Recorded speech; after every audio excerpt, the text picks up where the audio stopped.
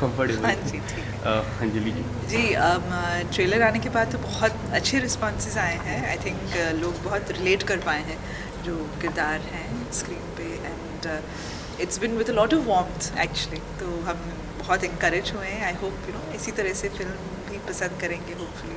जी, actually हमारे सारे films लिखने से पहले थोड़ा बहुत रिसर्च होता है, एंड इस फिल्म में थोड़ा बिल्कुल स्पेसिफिक भी करना पड़ा बिकॉज एक स्पेसिफिक टॉपिक भी है जैसे प्रेगनेंसी। एंड प्रेगनेंसी जैसे आप जानते हैं कोई एक तरह का प्रेगनेंसी होता नहीं है, सबका बहुत अलग अलग तरीके का होता है। And we tried that to include different kinds. The main thing is that be it women, be it pregnancy, there are multiple ways of being. ऐसा कोई ये एक ढांचा नहीं होता कि this is the only right way or this is the only wrong way. ऐसा होता नहीं है. So the idea was to represent that, yes. To represent multiples so that we can see that there are so many possible ways of being. अरे एक moment है तो मैं बताऊँ, ये रोज़ ऐसे सैकड़ों मोमेंट्स होते थे। इनफैक्ट इतना वो they were having so much fun कि मुझे उनके बीच में घुस के बोलना पड़ता था कि by the way we come here to make a film. तो कभी कभी शॉट भी ले लेते हैं because it was just so much fun. And उनका राइट डाउन के शॉट कहीं पे चल रहा होता है तो एक रूम में घुसे रहते थे सब, एंड उस रूम के अंदर से ऐसे हंसी इतनी ज़ोर से शुरू होती है कि बाहर कुछ इमोशनल सीन चल रहा होगा लेकिन नहीं, इनको चुप कराना तो मुझे खुद ही जाना पड़ता है कि प्लीज़ कीप क्वाइट, वहाँ पे शॉट चल रहा है। But I think it's also very beautiful जो हम स्क्रीन के थ्रू कहना चाहते थे कि अबाउट विमेन फ्रेंडशिप्स, वो वाकई में ऑफ स्क्रीन हो रहा था। So that was very inspiring for everybody, even crew. इनकी जो एनर्जी थी उसमें से हम लोगों को भी एनर्जी मिल जाती थी।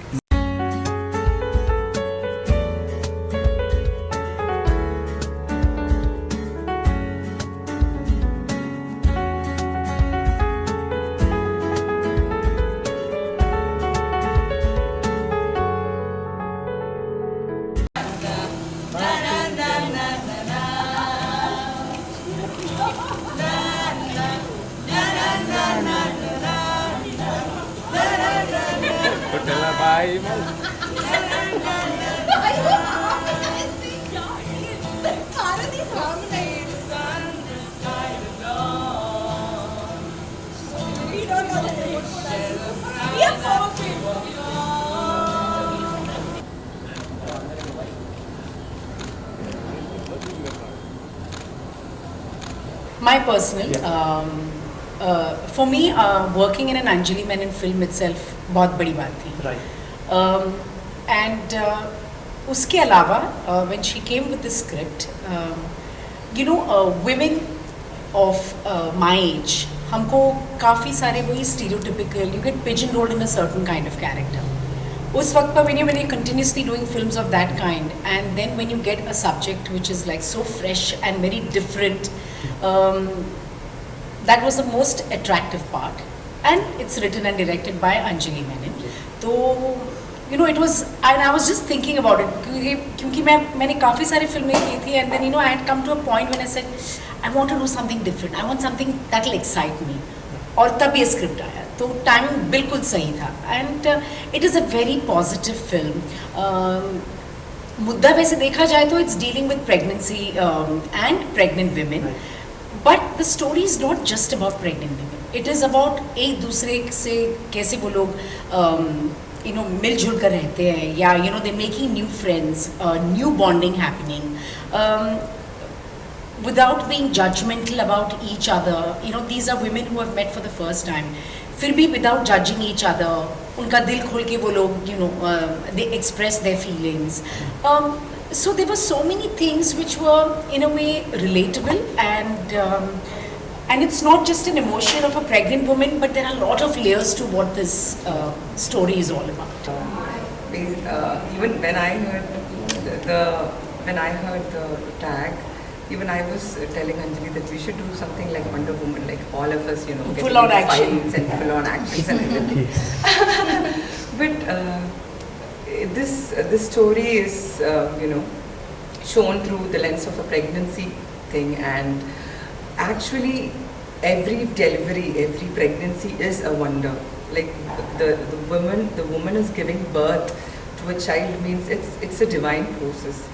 it's a very divine process, and it is a wonder. So every woman is a Wonder Woman. Yes. That is what the. But apart from that, I'm not saying that every woman has to bear a child, and Correct. that is also not true. Like, each of us have a choice, and what we come out of it is the answer. So yeah, Wonder Woman speaks about those kind of wonders for sure. Yeah. Yeah, she's the right hand. She And is. She's the one who runs Sumana, the prenatal class. So Gracie for me is a very graceful character, and she has lots of warmth and love and hope, and though she is coming from a different class other than the other characters, she's coming from a class where she has to actually work to meet both ends. She's having her second pregnancy, but she has a very happy marriage, in the sense that even though there are conflicts, she is trying to find a calmness in between them, and so basically for me, Gracie is somebody I know who's around us. You can see her around you. Maybe she's the one who's helping you at home. So yeah, and I like the fact that Gracie is so happy.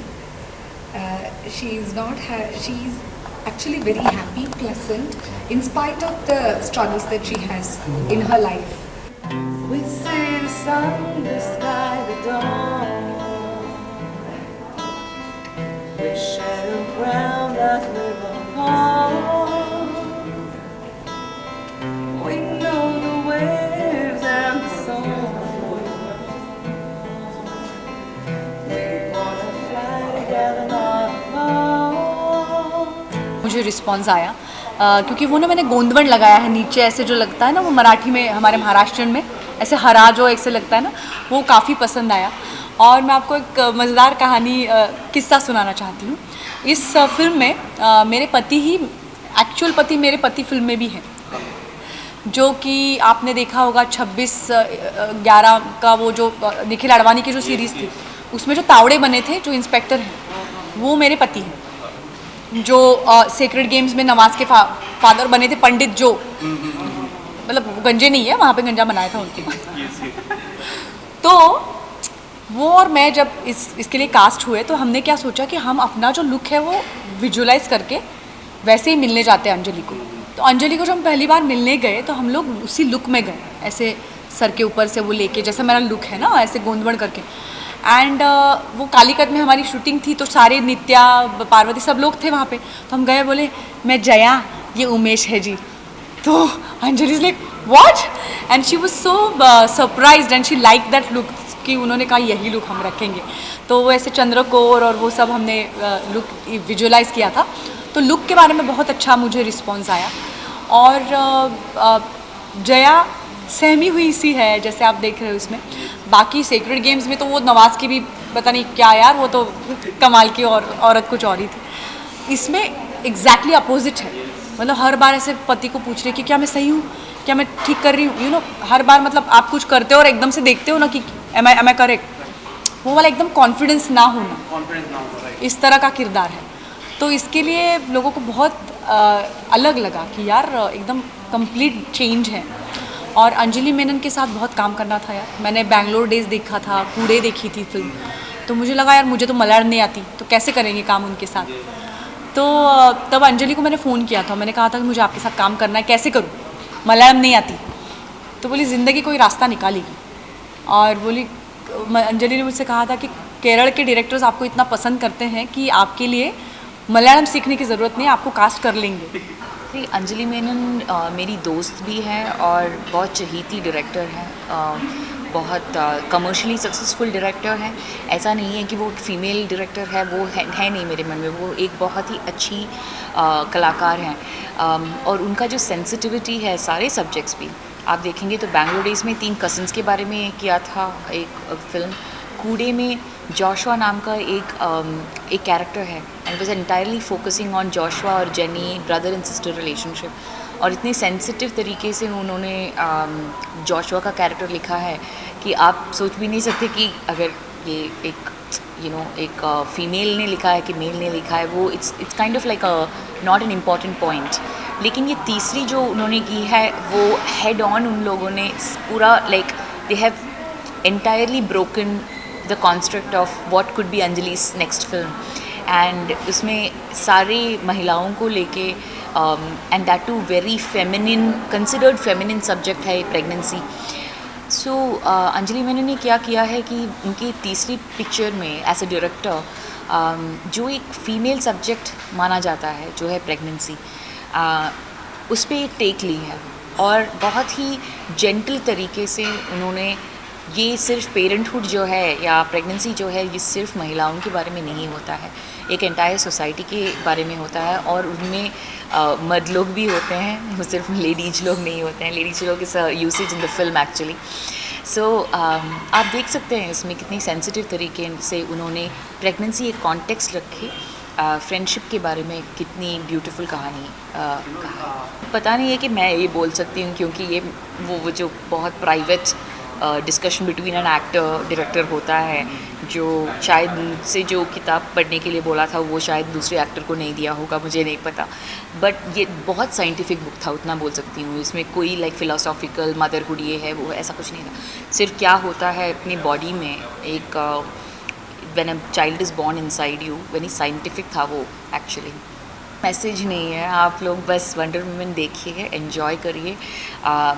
दिल से लिखा गया है, बहुत सारे characters हैं जो आप जिन्हें आप मीट कर चुके होंगे, नहीं मीट कर चुके होंगे। ढेर सारा प्यार है इस फिल्म में। So just watch and enjoy. Thank you.